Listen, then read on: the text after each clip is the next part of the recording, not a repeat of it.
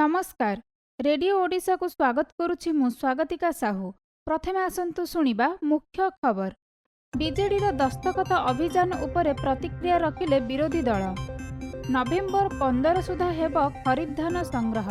16 रे ओडिशा आसिबे आध्यात्मिक गुरु Shri Shri Ravishankar. अर्थतत्व chit fund link मामला रे 5 जन को मिलिला जामिन। डकायतक लुट उद्यम विफल। एथर विस्तृत खबर। महानदी प्रसंगरे कटकरू बीजेडी आज दस्तखत अभियान आरंभ करिछि। अभियान उपरे उभय बीजेपी एवं कांग्रेस तांकर प्रतिक्रिया रखिछन्ति। बीजेपी मुखपात्र सज्जन शर्मा कहिछन्ति जे विफलता लुचाइबाकू बीजेडी एक नुआ नाटक आरंभ करिछि। जलसंपद विभाग मुख्यमंत्री अधीन रे थिबा सत्त्वे भी महानदी क्षतिग्रस्त होइछि। एही सबुर मूल लक्ष्य होउछि पंचायत निर्वाचन। सेहीपरि कांग्रेस नेता श्रीकांत जेना प्रतिक्रिया रे कहिछन्ति जे निज दस्तखत उपरे भरोसा नथिबारु मुख्यमंत्री अन्यमानंक दस्तखत लोडुचन्ति। निजर विफलता लुचाइबाकू एहा एक अपचेष्टा। तेणु मुख्यमंत्री एक यात्रापाटी करिथिले भल होइथांता बोली से गणमाध्यम को कहिछन्ति। कैबिनेट निष्पत्ति अनुଯାयी नवेम्बर 15 तारिख सुधा खरीफ धान संग्रह कराजिब। एही संग्रह कार्य को अधिक सुदृढ़ एवं सुव्यवस्थित कराजिबा पई 8,72,000 चाषी को पंजीकरण करा जाइछि बोली खाद्य जोगाण और खाउटी कल्याण सचिव प्रदीप्त महापात्र सूचना देइछन्ति। से कहिछन्ति जे जिल्लापाल माने संग्रह कार्य को नियमित भावे समीक्षा करिवे। एथिपाई राज्य स्तरीय कंट्रोल रूम और टास्क फोर्स गठन करा जाइछि। कौनसी स्थान रे धान संग्रह रे अव्यवस्था देखागले सेठारे टास्क फोर्स पहुंची तत्क्षणात समाधान करिबा पाई निर्देश होइछि। सेहीपरि चाषी माने टोल फ्री नंबर जरिया 23902006 जरिया जोगाजोग करिपारिबे। समवाय कृषि और खाद्य जोगाण विभागर मिलित सहयोग रे धान किणाजिब।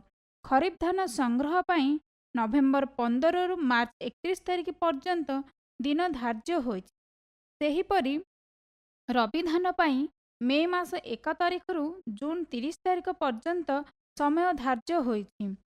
नवेम्बर 15 तारिख सुधा 200 कोटी टंकार मरुड़ी सहायता प्रदान कराजिब। आज 80 कोटी टंकार मंजूर होइछि। अन्य पक्षरे डीबीटी स्कीम माध्यम रे किरोसिनी तेल आवंटन डिसेम्बर 1 तारिख रु आरंभ हेब। 3टी पर्याय एहा दियाजिब। प्रथम पर्याय डिसेम्बर 1 रु 110टी टाउन एवं सहर रे लागू हेब। एही स्कीम मार्च 31 तारिख सुधा कार्यकारी हेब। द्वितीय पर्याय रे विकसित जिला एवं तृतीय पर्याय रे आदिवासी अधुषित जिला मानकरे एही व्यवस्था लागू कराजिब। आध्यात्मिक गुरु श्री श्री रविशंकर 4 दिनिया ओडिशा गस्तरे आसुछन्ति। 16 एवं 17 तारिख रे आर्ट ऑफ लिविंग संस्था पक्षरु अनुष्ठित हेबाकु थिबा सत्संग और भजन संध्या रे रविशंकर साधारण जनता को उद्बोधन देबे। 18 तारिख रे गुरु कटक विद्याधरपुर स्थित श्री श्री विश्वविद्यालय तृतीय समावर्तन उत्सवर जोग देवार कार्यक्रम रही। राज्यपाल एससी जमीर एही कार्यक्रम रे मुख्य अतिथि भाव जोग देबे बोली सूचना मिली। अर्थतत्व चिट फंड लिंक मामला रे संपृक्त 5 जन अभियुक्त को जामिन मिली। मनोज दास, विकास स्वाई, विनीत ललिनी, मनोज पट्टनायक और संबित खुंटिया को जामिन मिली। अभियुक्त को हाईकोर्ट शर्तमूलक जामिन मिलिथिबा सूचना मिली। विकास स्वाई, मनोज दास, संबित खुंटिया को 2014 अगस्त रे गिरफ्त करिथिला। पूर्वर सीबीआई कोर्ट एवं खोर्धा सेशन जज कोर्ट तांकर जामिन को नामंजूर करथिले। बैंक लुटेरांक लुट उद्यम विफल होइछि।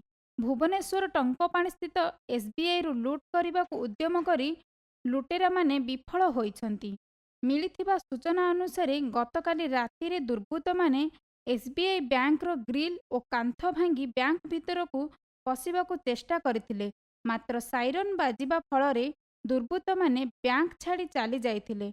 घटनास्थल रे पुलिस और साइंटिफिक टीम पहुंची तनाघना आरंभ करिछि।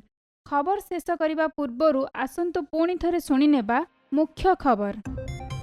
बीजेडीर दस्तखत अभियान उपरे प्रतिक्रिया रखिले उभय विरोधी दल। ନଭେମ୍ବର 15 ସୁଦ୍ଧା ହେବ ଖରିଫ ଧାନ ସଂଗ୍ରହ। 16ରେ ଓଡ଼ିଶା ଆସିବେ ଆଧ୍ୟାତ୍ମିକ ଗୁରୁ ଶ୍ରୀ ଶ୍ରୀ ରବିଶଙ୍କର।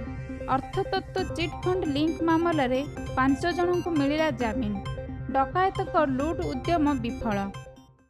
ଶେଷ ହେଲା ରେଡିଓ ଖବର। ଅଧିକ ଖବର ପାଇଁ ଲଗ୍ଇନ୍ କରନ୍ତୁ ଆମର ୱେବସାଇଟ୍ www.radioodisha.com। ନମସ୍କାର।